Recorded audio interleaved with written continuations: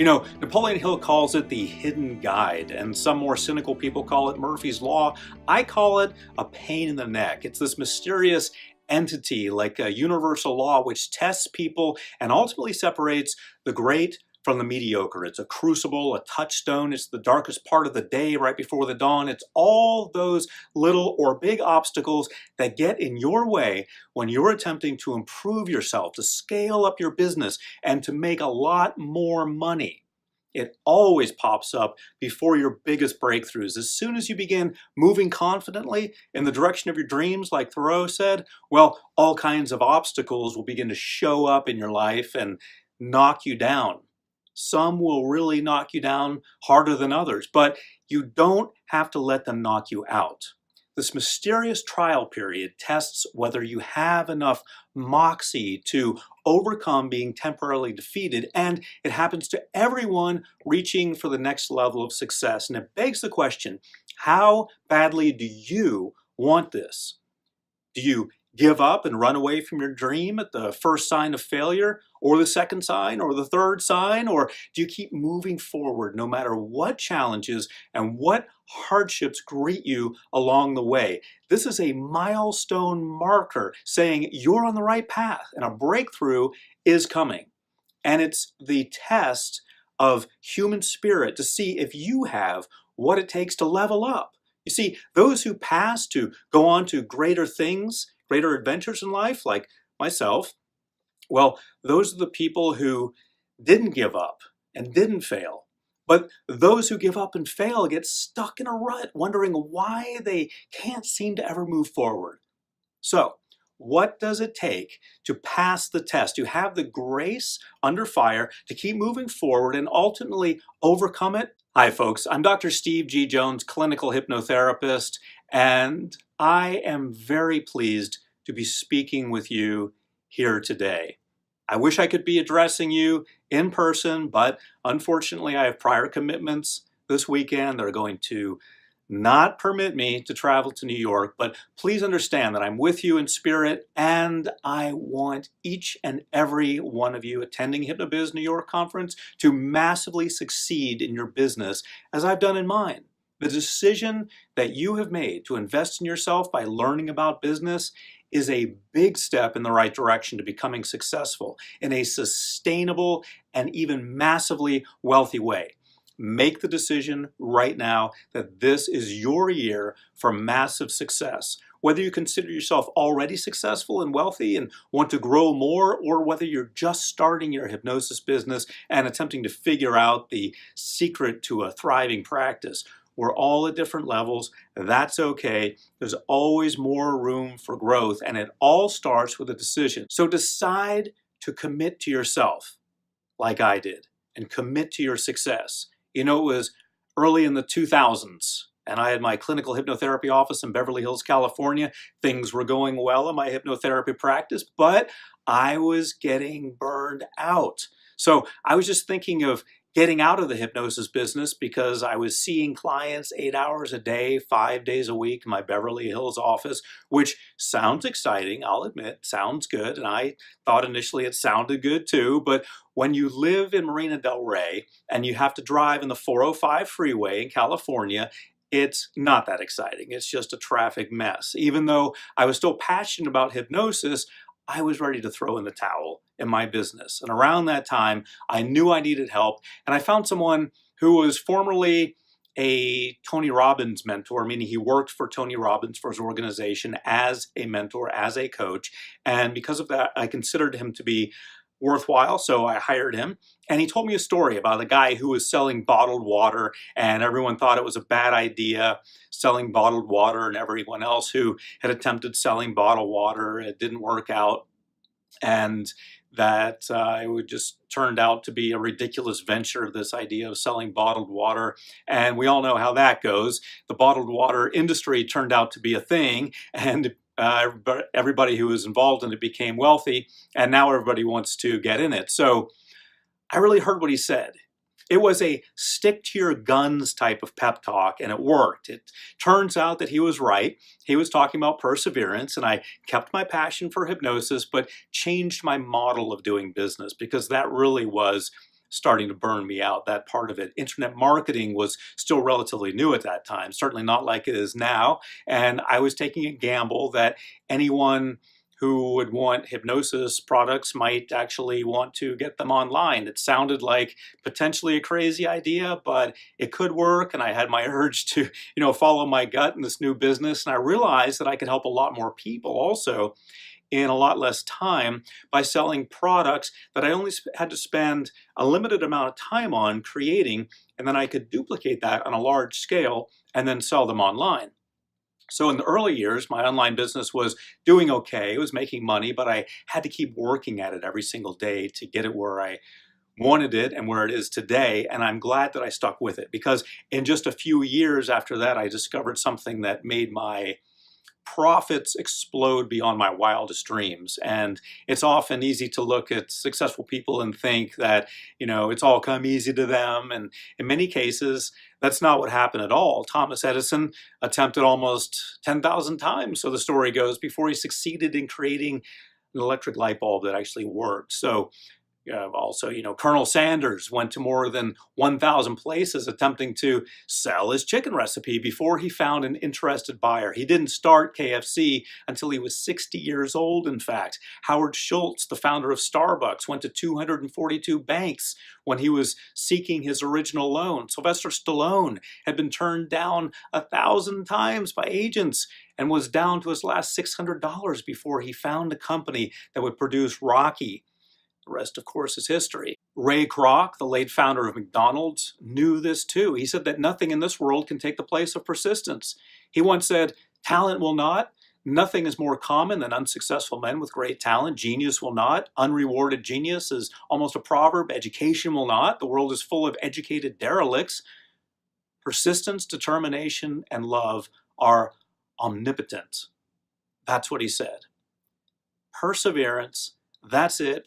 Keep it simple, keep it all, it works. Keep persevering. And this thing that I spoke to you about earlier, that mysterious tester of the will, has no choice but to give up and go pick on someone else. You've got to just hang in there no matter what. So where is this mysterious entity in your life? Is it running you down, or are you running it off? Think about it. Think about your relationship to it. What's going on? Who's winning there? And you might be saying to yourself right now, "Hey, Steve, but I've been persevering, and I'm not amassing a great bunch of wealth like you. I'm helping people and they're grateful, but my bank account doesn't exactly reflect that. I am successful as a therapist, but I'm still not where I want to be financially." Okay, well, I hear stuff like that all the time. And guess what, folks? You can be making a lot more money in a much easier way than what you're doing now.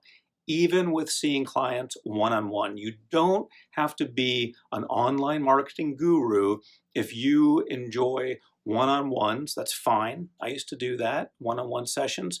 But if you want to become wealthier in your practice, you do have to do this one thing that actually may surprise you. And in a few moments, I'm going to tell you the secret to real financial success. But first, I want to tell you a story about a young woman who moved to Portugal to teach English as a foreign language because she wanted to get a fresh start in life after caring for her mother, who died from 10 years of a battle with multiple sclerosis. Can you imagine that? While there, Joanne met a man and got pregnant, and they got married. But their marriage only lasted 13 months, and Joanne moved to Scotland with her new baby girl and became penniless, and they lived in a cramped apartment and depended on state benefits to survive.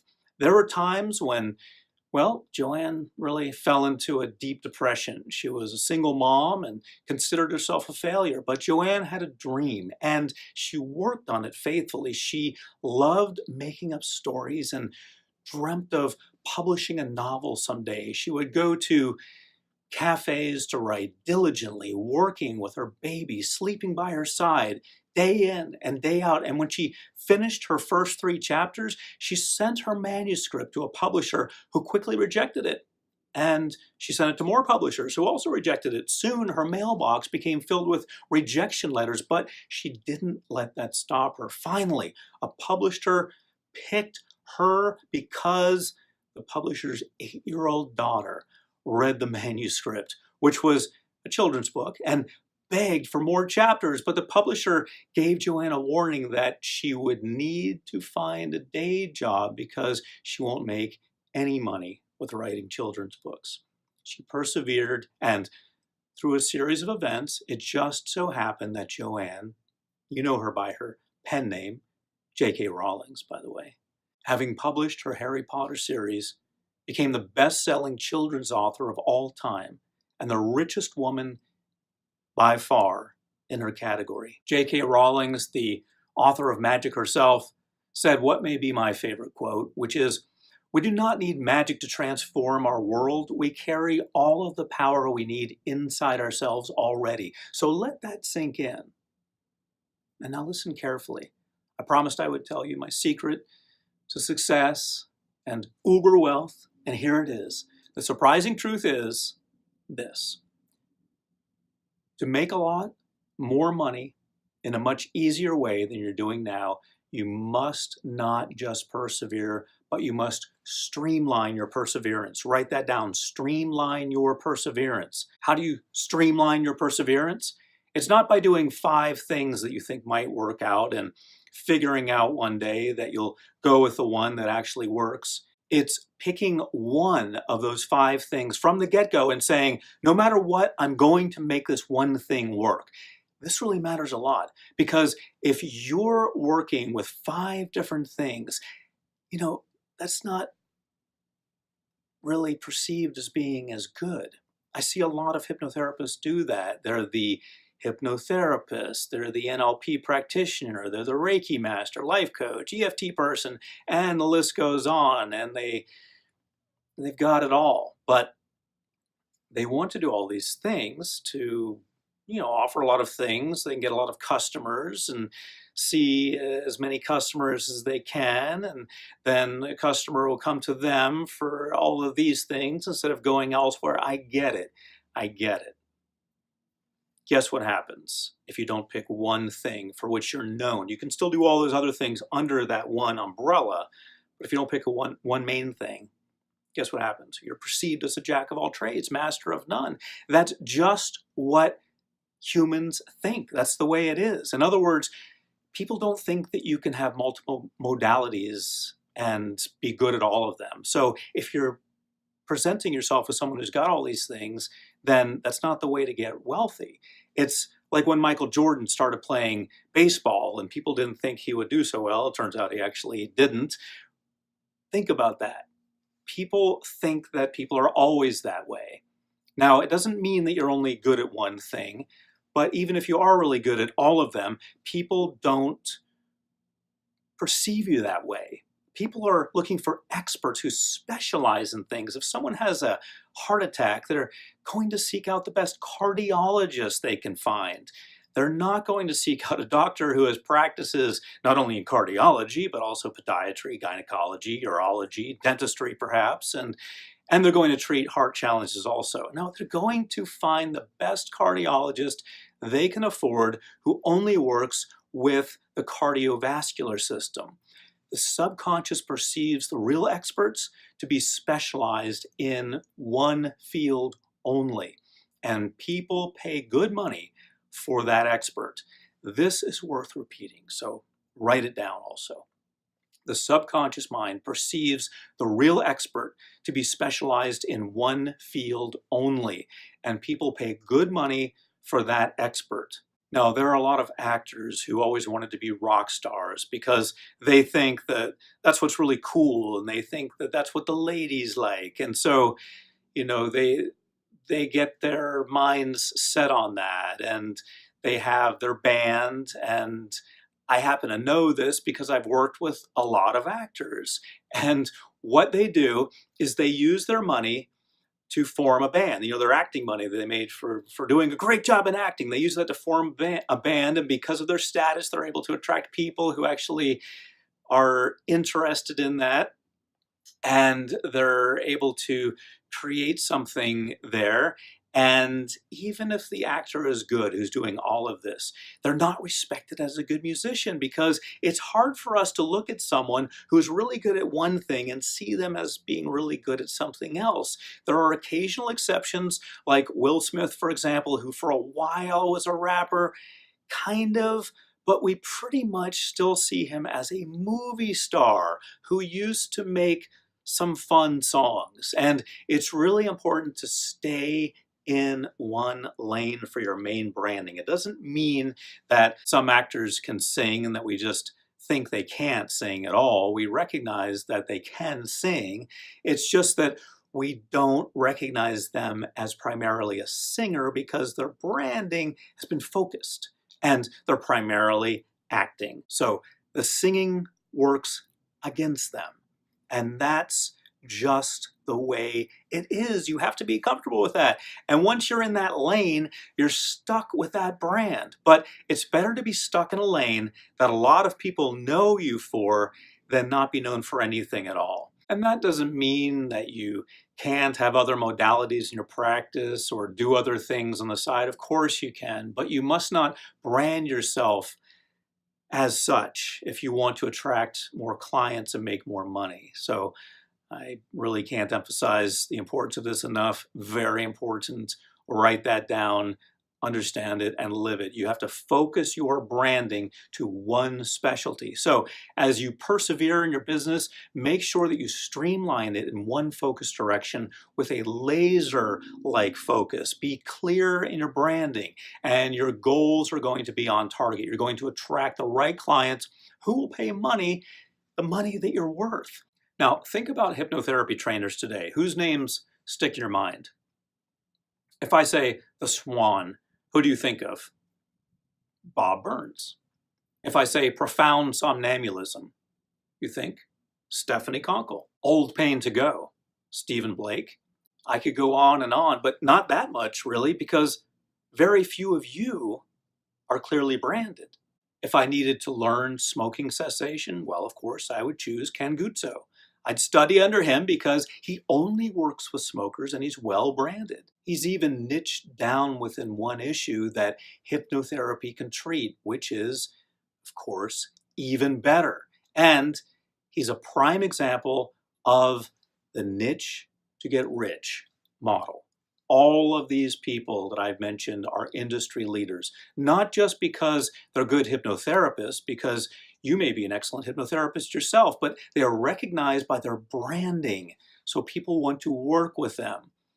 If I was just starting out learning hypnosis today, I would seek out experts, and I would pay good money to learn from folks like Melissa Tiers, Richard Nongard, or Stephanie Conkle, because I would want to be the best in my craft. People like winners. People who want success for themselves study and model people who are successful. People who want success for themselves buy products from folks who are experts in one area, with the subconscious thought of you get what you pay for. That's what they're thinking. That's the consumer. Are you charging enough for your products and your services? Or are you discounting yourself? Discounting yourself devalues your worth. And you can never have a sustainable business if you discount yourself too much. Listen to what I am saying. Discounting your products or services discounts and discredits you. So you're not taken seriously. Temporary discounts are fine. Just dropping, not fine. Let's get this right. You can offer special discounts for a limited time, limited marketing run, but you always place your original value high. And many of you think, if I raise my price, nobody is going to purchase my services. They're going to go to the guy down the road who charges less. But I tell you, the guy down the road is one who is going out of business, not you.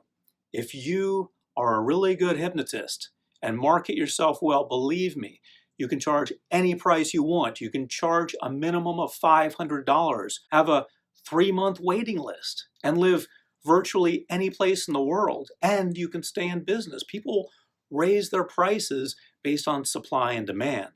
People want to feel better fast, and they're willing to pay what you ask for it. So if you're the real expert and they know it and they believe it, it's all going to work out.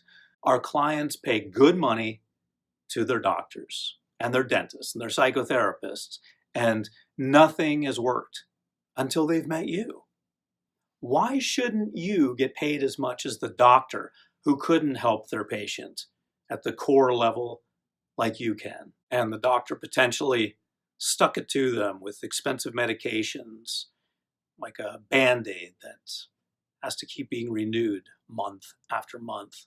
Most of your clients already paid good money for doctors and psychiatrists and medications, and nothing has worked for them. So they've come to you for help, hoping that you will resolve their pressing issue quickly. They're not looking for a discount. What they're looking for is relief for you to get them out of their physical or psychological pain. And most are willing to pay whatever it takes as long as you remove their pain points. So if you want to stay in business and help more people, it's your obligation to charge what you're worth so you can stay in business. And if you discount your way out of sustainability, well, you're really a service to no one in that case. How can you help people if you can't afford to pay your own bills? And sure, I get it. We want to help everybody who darkens our doorway, and there are a lot of people in financial hardship who we feel for. I get it. I'm not saying that you can't help those people, but find a way to do it without discounting yourself, okay? Because I'm hearing this a lot.